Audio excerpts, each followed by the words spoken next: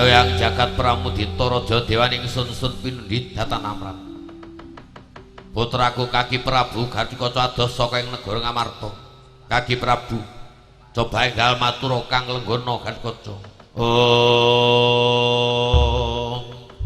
Woh Prabu Suyudana nggih woh. Sadereng anggen kula matur ingkang kathah menawi wonten lepatipun nyuwun gunging samudra pangasami. Ya Gatikaca Wisrana. Wigati apa? Menika ngaten rene kula tebih saking negari Ngamarta. Dutaning pepundhen kula Pandhawa. Kula menika sepindah nyatakaken tata gelaring negari Ngastina. Tumungkap angka kalih kula menika nyatakaken segara kewarasan panjenengan. Wonten tumungkap angka 3 rene kula menika ingkang dipun wastani tatah katlendhe kajeng lakaran saramungging lautan. Kula menika raja duta, raja niki ratu duta utusan. Kula menika dipun utus kalih pepundhen kula Pandhawa kapurih nyuwun wangsuli ingkang dipun wastaning Lumbung Selayur Gedhong Loro Dena ingkang dumawa wonten negari Ngastina. Gatotkaca. Dadi sliramu iki teka nang negara Ngastina. Iki bakal nyuwun wangsuli Lumbung Selayur Gedhong Loro Dena. Kamangka Lumbung Selayur kelawan Gedhong Loro Dena. Bebasan dene iki wis kerasan manggena ning negara Ngastina. Bisa ngayemi kawula dasih kang ana manggana ning negara Ngastina. Mula saka iku Gatikaca matur marang wong tuwa mulanang yen Lumbung Selayur iki ora oleh diboyong nang negara Ngamarta sebab wis duweke wong negara Ngastina. Mula saka iku tak elingake sliramu yen gelem tak balekake. Matur marang wong tua mulana yen Lumbung Selayur dene iki kadung iku diregem marang wong negara Ngastina. Wa Prabu Suyudana kula menika mboten ajrih sinten-sinten menawi kula wangsul. Sebab Kanjeng Rama menika sampun wanti-wanti. Gatotkaca yen wanti-wanti wong tua mulanang iki kaya ngopo? Gatotkaca. Tidak ana negara Ngastina perlu njuk wangsuli Lumbung Selayur Gedhong Loro Dena. Lan Sira Majapati Pati Bali yen ora bebarengan marang Lumbung Selayur utawa ora bisa mboyong anane Lumbung Selayur Gedhong Loro Dena. Menika wanti-wantinipun Kanjeng Rama Bratasena wa Prabu. Kaki Prabu Gatikaca. Yen kaya mangkono persasat kaya wong edan kebrobo setan. Tautut ora tambah kutuk. Sumping sada Nyalakata. Paman Harya Gantarpati. Nggih ger wonten wigatos menapa? Gatotkaca menika panjenengan paringi keputusan. Nggih, Ger, menawi ngaten amit kula ingkang maringi keputusan kalian Kaki Prabu Gatotkaca nggih, Ger.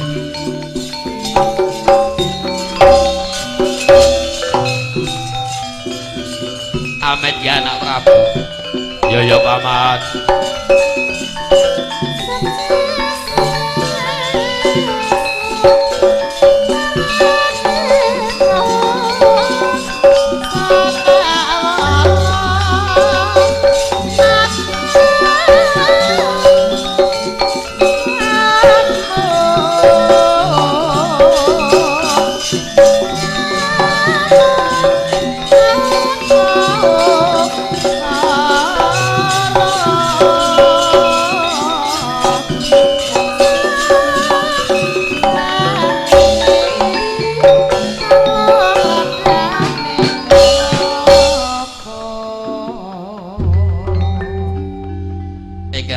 Kaya Kaki Prabu Gatikaca.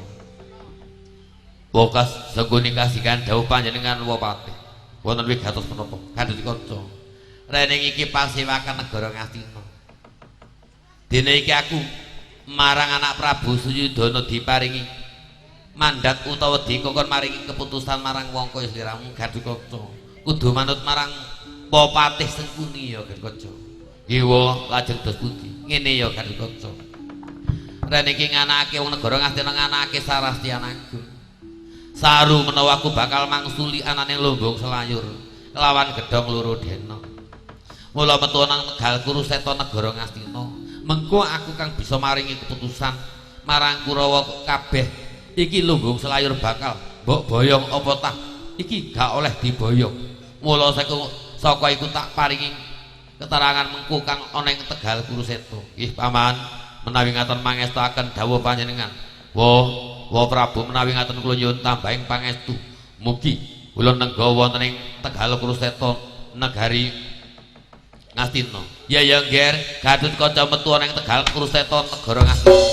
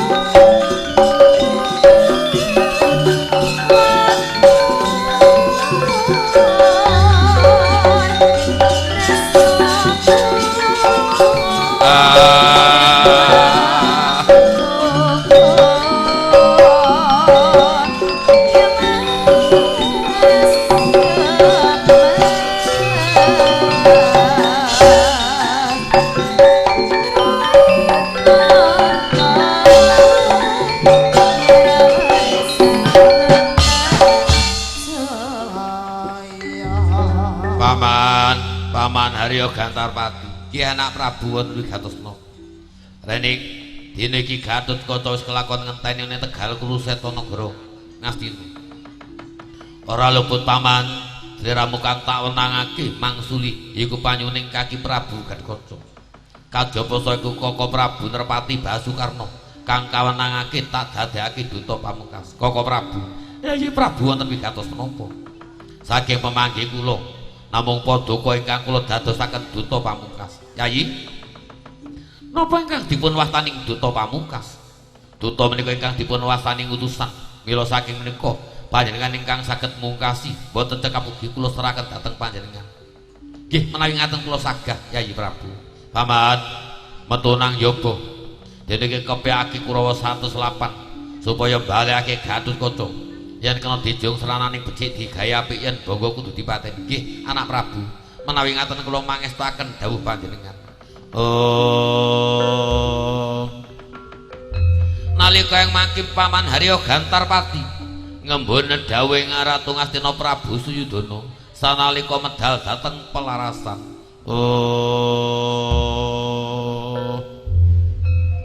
Paman Harya Suman wataknya martep guyun bangun asmara laya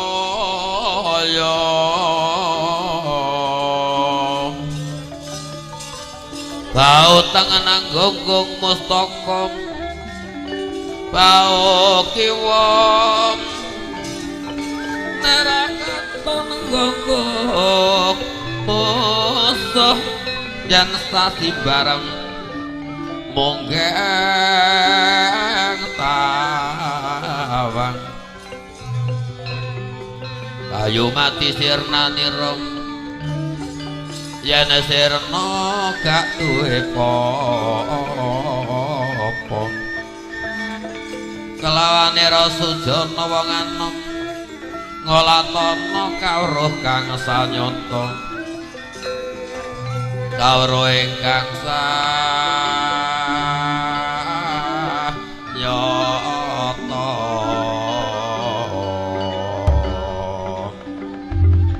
Bapa Sang Marasiku Bayana nggih anak Prabu Suyudana kula nggih rene dinten menika Paman Harya Suman ngepyaken Kurawa 108 mangsulaken kredaning kaki Prabu Gatotkaca monggo dipun rencang-rencangi minggah dhateng sanggar pamujan saperlune minta nugraning Gusti ingkang akarya jagat Lumbung Selayur supados menika saged menika lestari wonten negari Ngastina nggih Ger menawi ngaten mangestuaken dawuh panjenengan. Oh. Kacrita nalika ing mangke Ratu Ngastina Prabu Suyudana kersa mibaraken pasewakan agung trata kerambat Ben Binaturata nyandak tatakan wulu gading nyandung damparan dan toba ukul kencana sewang-sewangan bea ingkang bapa panembahan saking Sukalima menawi katingal saking Mandarawa kadherekaken Ibu Pertiwi lampahira.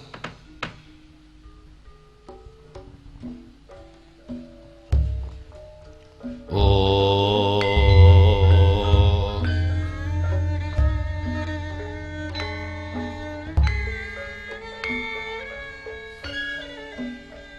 Bapa sumangga minggah dhateng Sanggar Pamodra. Nggih. Anak Prabu sumangga kula dherekaken anak Prabu.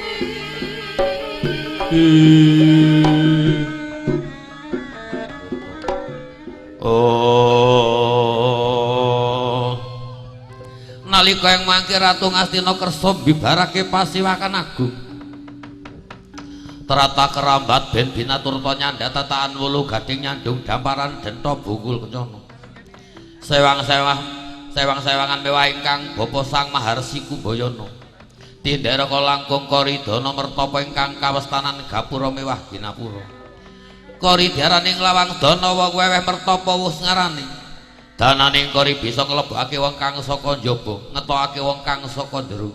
Mula dipun arani gapura mewah ginapura. Gapura lawang cilik ginapura lawang gedhe. Gapuraning sinatriya Bupati Ratu Tundha ambal kaping 7. Ana lawang cilik den apit lawang gedhe. Kang gedhe den apit lawang cilik rikala menga mineping gapura kaya bedang semayan kaya kemanten den temokake rikala tumenga kaya bedang semayan. Kanan kirine gapura kaparangan sesekeran resa gumbala sekalian. Ingkang kapetha yang cingkara mewah balupata netraning kumala wadyaning suwangsa. Kambor bun-bunanira kaisenan kombang medhei sewu sisih ketolange gamantung bedhama. Yen kateliti kaya Bathara kala mangsa jalma manungsa.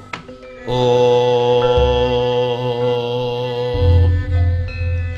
Nalika ing mangke Ratu Ngastina Prabu Suyudana kok terus lumebet mapan boten nglindung pura dhateng Banjar Petamanan.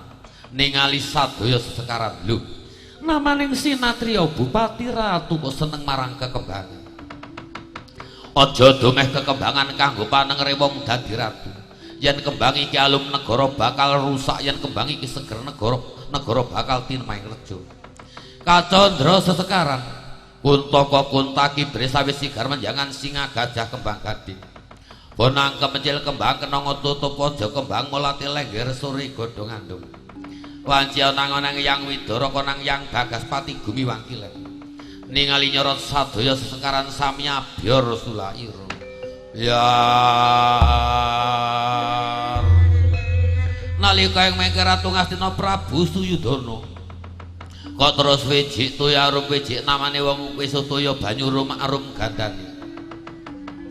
Perlune amung kanggo nyarananing slira rikala mlebet wonten ing sanggar pamujan brata. Wonten ing sanggar pamujan brata sendakep suku tunggal. Tangane kasendakepake sukune den kumpulake pelek kaya mati ngadeg. Ora mantra-mantra sipating jalma manungsa kaya yang muja swantah embake yang muja semedi. Ingkang pinandheng pucaking grana. Pucak pojok grana irung kang den pandheng petiting irung. Kang kating lamun gunge sanjang alusing bawana. Sanjang alusing titah maliking cilik. Aja dumel cilik yen kincup sundul langit menawa mekar ngebyang koso. Sang Prabu Arsa pejah Pancandriyane. Pejah wong amati Panca Limandriya marga, matening marga kang sangang perkara kudu den teksake kang petang perkara. Pandul witing pangurungu pangganda witing pangrasa. Ana swara ra kena den rungu, ana rupa ra kena den ulu. Ana rasa ra kena den rasana ganda ra kena den ambu. Tumandanging ganda kang angkasa duduk ganda kang lolo gandaning sasmita jati. Oh ana ganda mengambar kang katon slaning grana lanya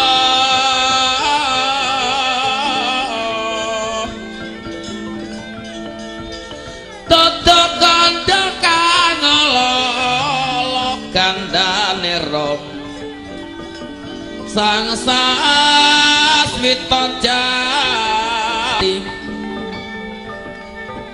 ana cawita wasiteng dewa dadi tankananing kamomoran Ratna putih boteng Surya Kanta kinunjungan Sanjang Wisnu manis pinayungan para dewa. Aduh Gusti amung paduka ingkang kuwasa. Wis ora ana apa-apa ujaring si bapa, ora ana barang ujaring si biyang. Duh Gusti paduka pisembahan kula.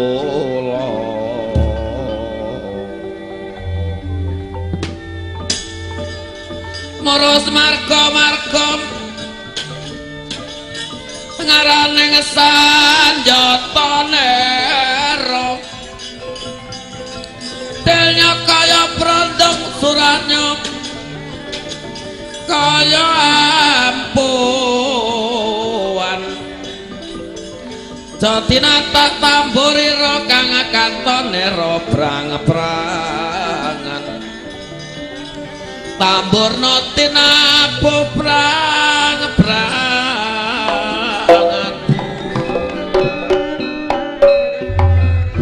katrita nalika mangke kasih Kakang Ratu Ngastina Prabu Suyudana sinten ingkang medal dhateng pangurahan Jawi amung cacahing Kurawa 108 wata-wataing Kurawa 108 padha pating panculat padha pating bleber salang tunjang golong-golong mangetan golong-golong manglon kaya walang tim-tim bancak ana kawula ngolati Gusti ana Gusti ngolati kawula grasuking kawula delik mawarna-warna ana kang putih ana kang abang ana kang kuning uga ana kang ireng kang putih campur padha putih kaya sulai kunta tiwaragal pimungkasing tunggal manjing marang kasucenan kang abang campur padha abangi katon beranak kadya gunung tinobong manjing marang kuanenane wondene kang kuning uga campur padha kuninge katon ngancek sak cakraning gilingan kaya teja-teja mlawan tejane wong alitapa manjing marang kebraenane kang ireng campur padha irenge kaya dandang ararat tanja dandang kerebut pentlokan manjing marang kelanggengane nalika yang mangke geger gumuruh semarga-marga negari Ngastina peteng dedet lelimunan jungkut rono datan kaesti duduk petenging yawun petenging senjata tinampur marang prawara nalika mangke wata-wataing Kurawa 108 nitik kreta utawi turangga kenter lampahing samirana ana samirana mangetan uga melu mangetan ana samirana manglon uga melu manglon yen ana samirana mangidul melu mangidul samirana mangalor uga melu mangalor sanalika wata-wataing Kurawa 108 mireng bangenge turangga kemerimping kendali rantas medal dhateng pangurahan Jawi kaya bisa ngobahake bumi lampis pitu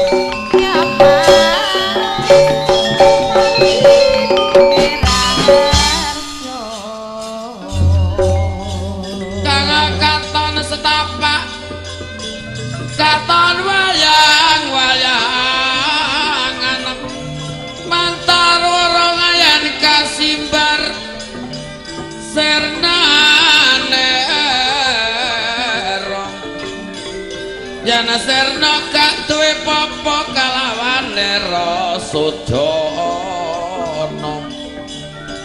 kalawane Rasudono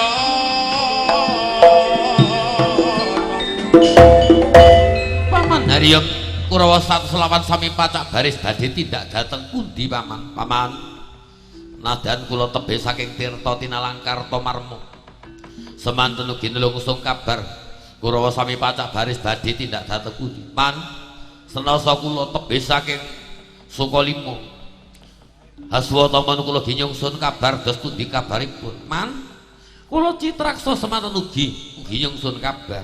Nggih. Anak-anakku Kurawa kabeh lan anak Adipati. Nggih paman, kula paman. Mila saking menika nggih. Ingkang paman menika kagungan jejiban ingkang nggih menika ingkang amrat rening duta ingkang saking negari Ngamarta putraning Pandhawa Kaki Prabu Gatkaca tebih saking Kadipaten Pringgonani sowan dhateng negari Ngastina niki amung ujute nyuwun wangsule lumbung selayur gedhong loro dena man dados ngaten paman dados mekaten paman man dados mekaten man dados mekaten man nggih yer mila saking nika kala wau panjenengan sampun midhangetaken bilih paduka menika ingkang dipun anggep dados duta pamungkas paman kula ingkang dipun anggep dados duta pamungkas dununge duta pamungkas menika menapa paman yer menika mangke cekap boten cekap dugi panjenengan ning panjenengan pun ngantosaken nggih menika pun ngantos ngawontenaken paten pinaten menawi panjenengan menika ngawontenaken paten pinaten persasat negeri Ngastina niki mboten wonten kukum utawi mboten wonten pernatan nggih paman menawi ngaten mangestuaken dawuh panjenengan sumangga dipun cepengke mawon Kaki Prabu Gatkaca yen kenging dijung serananing becik digayapi yen bangga kudu dibondo yasane nggih nggih menawi ngaten sumangga sareng-sareng Kurawa 108 ayo anakku Kurawa 108 aja tembang kelayatan ana ing tengahing marga ayo digancangake nyekel kridaning Kaki Prabu Gatkaca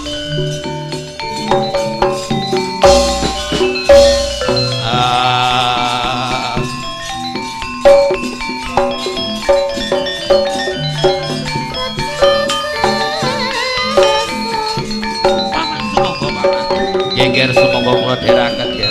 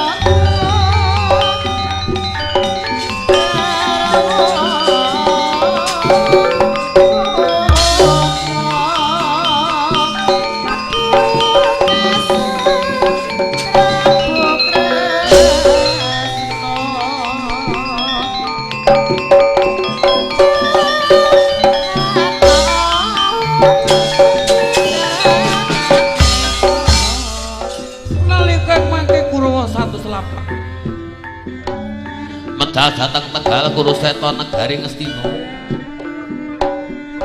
nalika ing mangkikon niti kreta utawi turangga amrih gancangipun lampah Kurawa 108 mandhap dateng Tegal Kuruseto negari Ngastina sanalika nindakaken aji suku sebentar aji dumunung sawiji suku-sukune wong lumaku sebentar kinarya ganti yen ana lakon setahun didadekake saulan yen ana laku saulan didadekake sedina yen ana laku sedina didadekake sajam laku sajam didadekake seperapating jam nalika ing mangke lampahing Kurawa 108 seperapate jam semedya ngaji wonten kikise Tegal Kuruseto negari Ngastina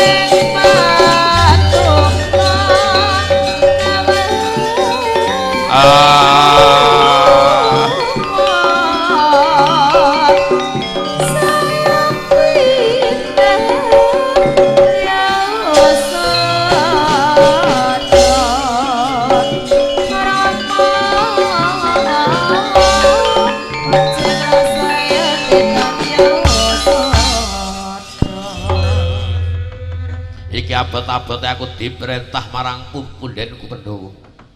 Kamu kaya naturi pepunden Pandhawa menawa lumbung selayur gedhong loro denok kang dumawah ning negara Ngastina. Iki saking banter-banter anggoning Pendhita Durna anggone nguman-ngumani ananing muduning lumbung selayur kelawan gedhong loro denok. Mula saka iku rene aku bakal bela marang Pepundenku Pandhawa. Tak jauh wani tak rebut rusa kudu dibalekake nang negara Ngamarta.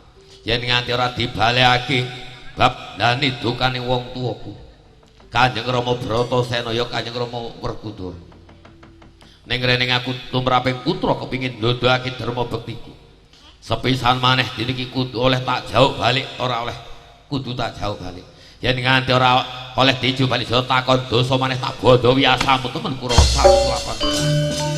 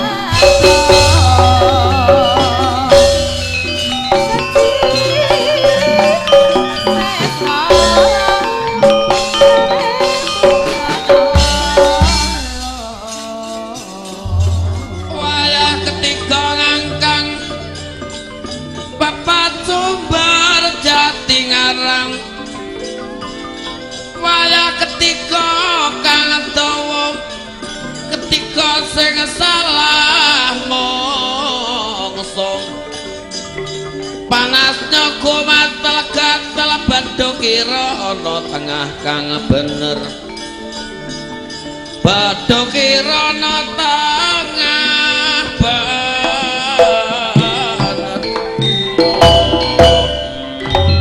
iki yen bodheng katon yen bedes katon klawu ora sisip saka panduluku kaki Prabu Ganukaca Kakang Kartomarma sraluput sing dadi atur dene iki aku kaki Prabu Ganukaca mula dene iki sliramu tak prepeki ana ing Tegal Kurusetan negara Ngastina apa wis mangerti kaki Prabu Ganukaca sejatine aku durung mangerti apa tah dene iki sliramu wa Kartomarma iki bakal iku mangsulake kangaran Lumbung Selayur Gedhong Loro Denok kang disuwun wangsul marang pepundhen Pandhawa apa abang mula sliramu tingkongan ngeranti ana ing Tegal Kurusetan ngerti yo yen Lumbung Selayur dene iki wis dadi duwe wong negara Ngastina sepisan iku ping pindhone Lumbung Selayur iki wis dicancang ngangge atau dipathoki ngangge belung dikemuli ngangge kulit bebasan sliramu yen bisa medhot ototku nugel belungku nyuwek daging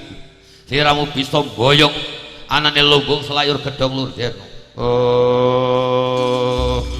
Kartomarma tak jabel basaku yen kaya mangkon sliramu tau tutuk ora tambah kothuk sumping sadaya lamut najan aku semono ora bakal mundur sajangkah yen aku ora bisa mboyong anane Lumbung Selayur kelawan Gedhong Loro Denok timbange wong urip suka bungah ngurmat aku lelabuh lelabet marang wong tuaku pepundhenku Bratapandhawa najan aku ora gelem dene iki dibalekake bogaya dioncataku budi kersamu tak kembari priwolot tak sembadani ngamuk Kartomarma taladen kurang pengajaran yen kaya mangun cekap cukup sliramu wani marang Kartomarma bawamu sak kanting deri tak sawang dat katon datora yen wani ora menangi pecate nyawamu temen kaki Prabu Ganukaca aku samniki wani besok aku ya wani yen nganti ora mbok balekake nang Lumbung Selayur lan Gedhong Loro Denok aja takon dosa meneh Kang lah wong lare ngaten kok lare dikudang diko antem lah ampun Kang lare ngoten bener sliramu lah ngoten gastut lah pun